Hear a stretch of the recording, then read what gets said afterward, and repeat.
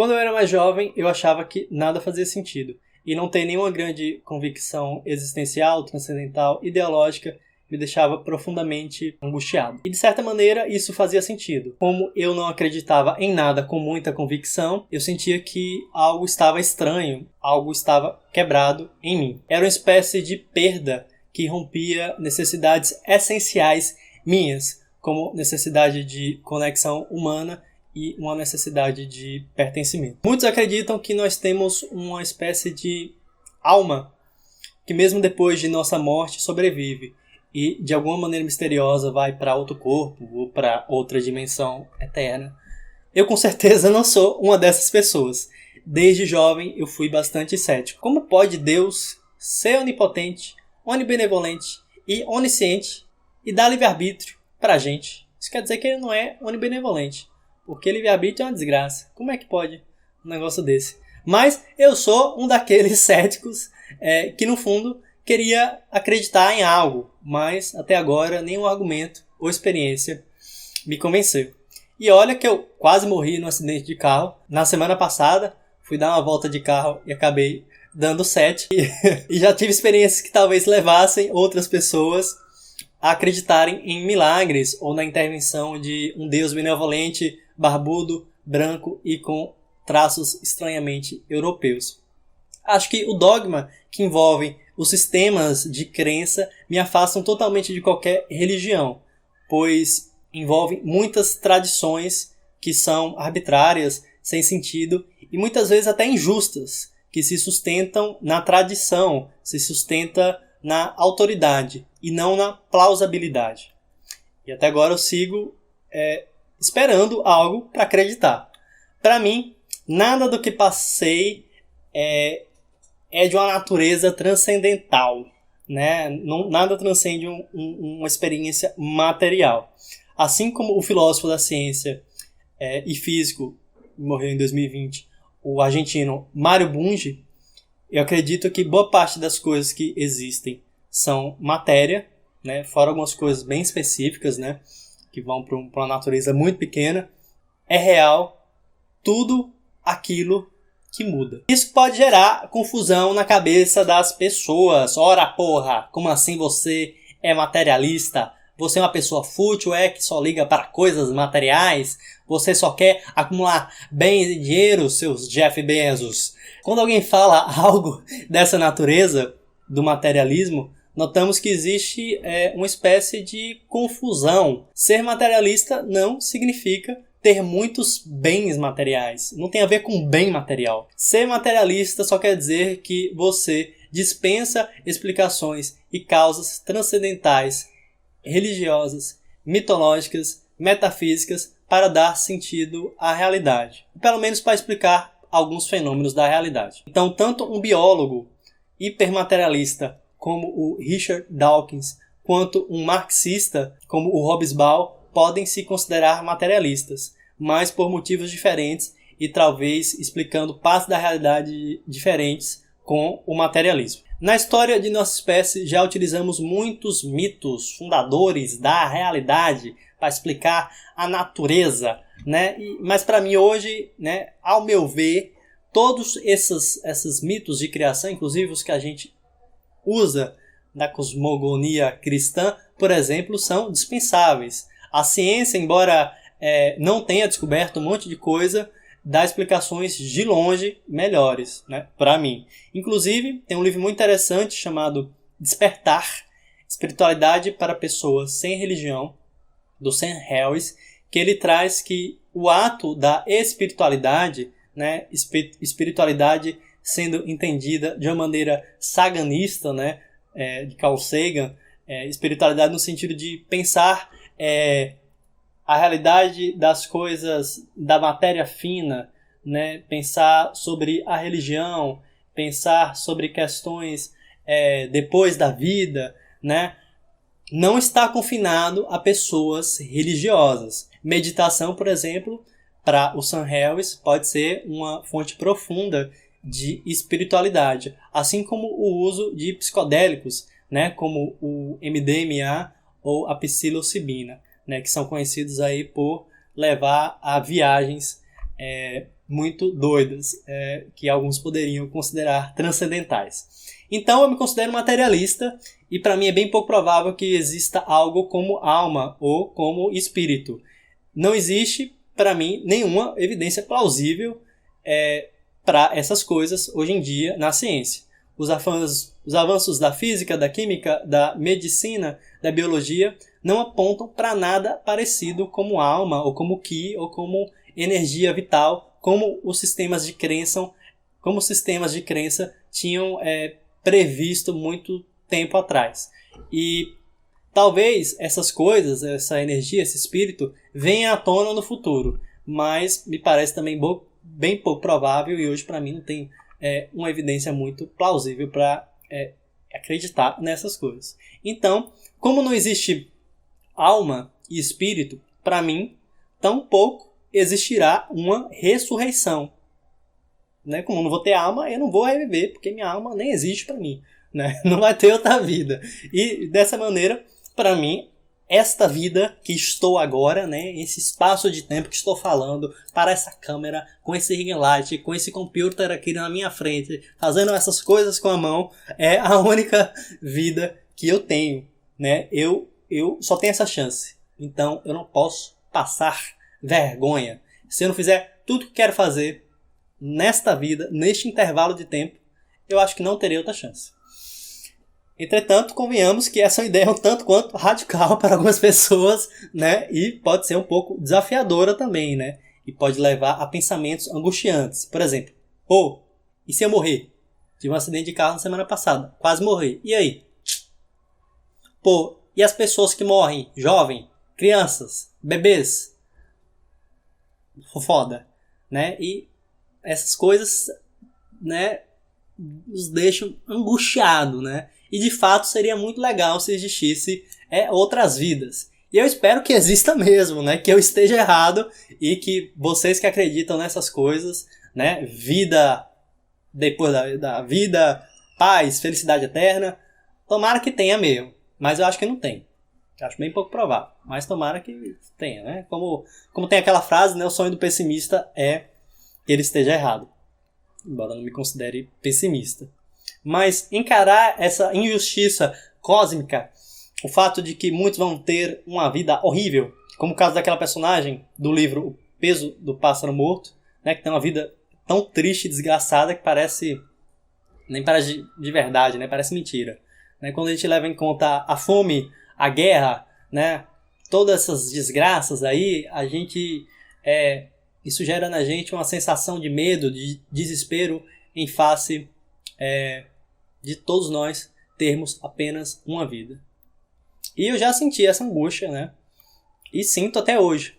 Mas o grande ponto é que não é porque eu sinto uma coisa que ela é verdade. Não é porque eu sinto que é injusto só ter uma vida que vai ter outra vida. Tipo, uma coisa é uma coisa, outra coisa é outra coisa. Né? Não é porque não existe uma vida depois desta que esta vida tenha que ser necessariamente horrível. A realidade pode ser cruel, mas é o que nós temos.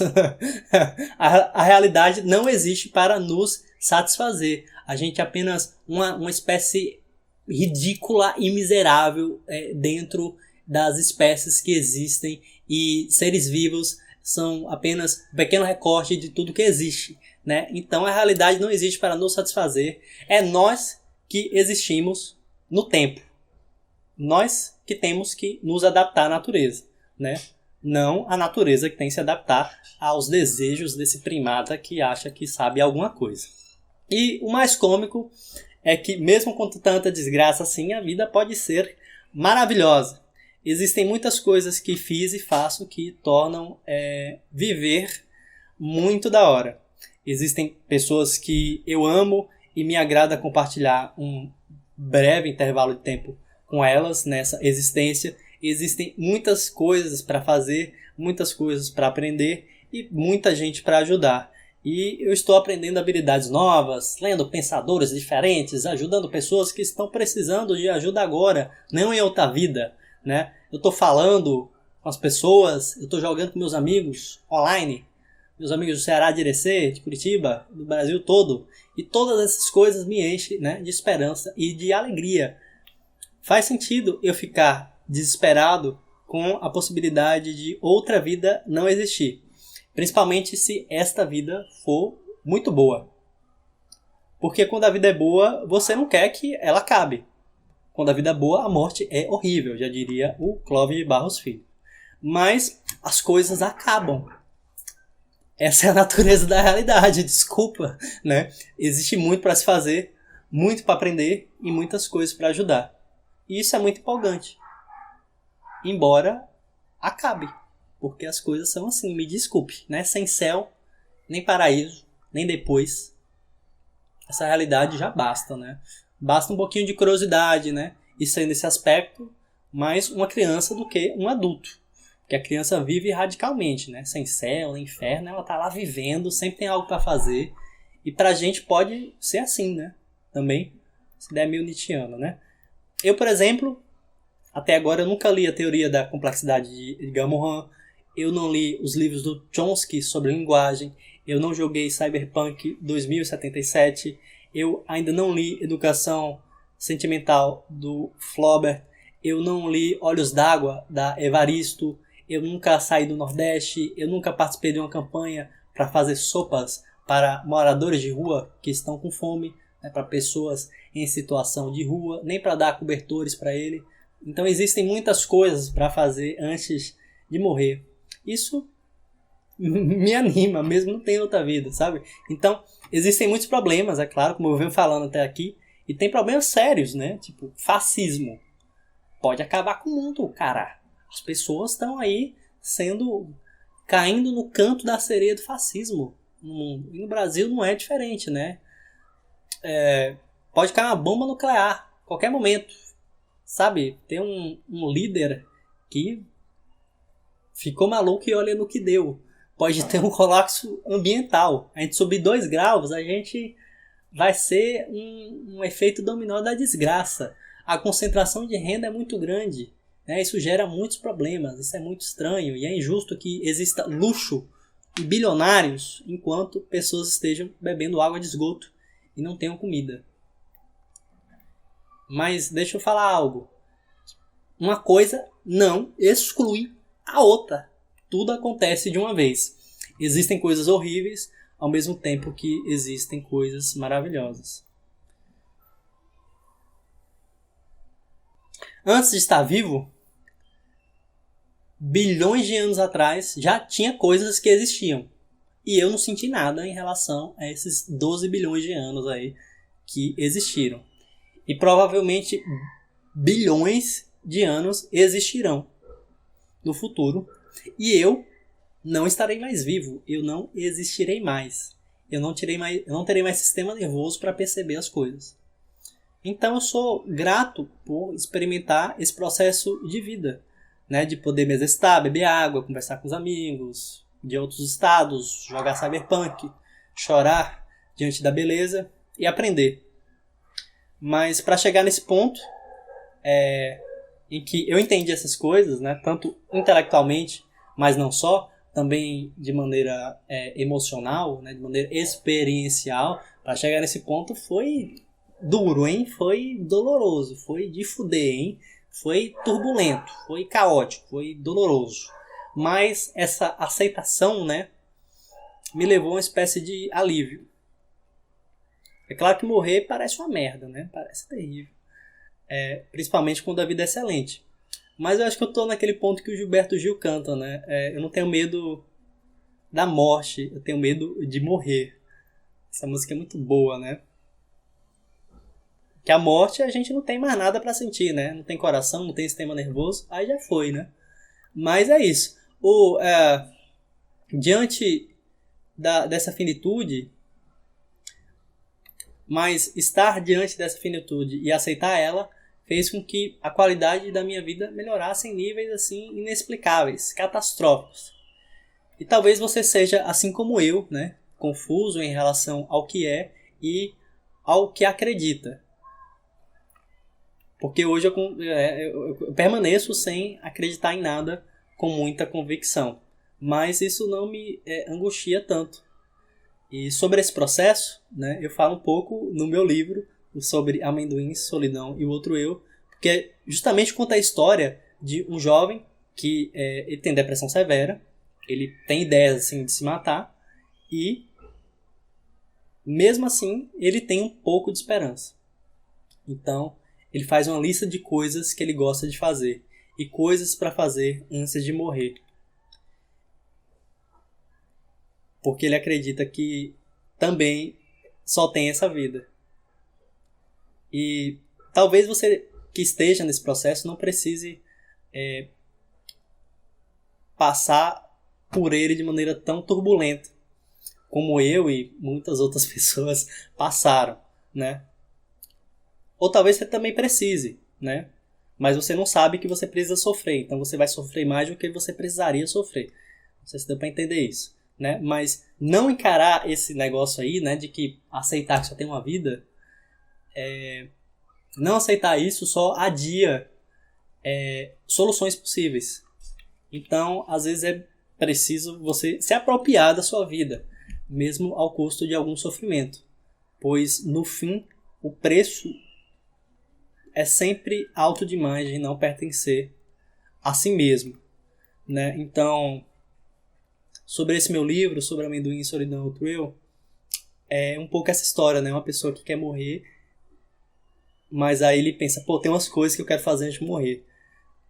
E mesmo em uma situação assim muito ruim, ele tenta buscar, né? Então a narrativa é sobre a beleza e sobre ser atingido por algo impossível de se entender, né? Como um sonho, como algo transcendental, algo atordoante, uma loucura, né? Uma história de um amor que não deu certo, mas sobretudo uma história sobre a esperança, né? Uma história de uma pessoa que mesmo sem enxergar nenhuma perspectiva ou sentido, continua sendo autêntico, verdadeiro e corajoso. A gente termina um breve aviso. Eu finalmente consegui me organizar e os vídeos vão voltar a ser semanais, toda sexta aí às 11h30. E eu também vou voltar com as lives. Então me segue, eu vou fazer um mês de live na Roxinha, um mês de live aqui, eu vou começar lá. Então me segue, vou deixar aqui, segue lá. Esse final de semana deve ter, no mínimo no final de semana, pode ser que role durante a semana também, jogando e tal, conversando com a galera. E é isso. Clique no sininho pra você acompanhar essa nova fase aí, que agora vai, hein? Toda semana vídeo. Espero que tenha gostado desse vídeo. Comenta aí o que é que você achou. Tchau, tchau.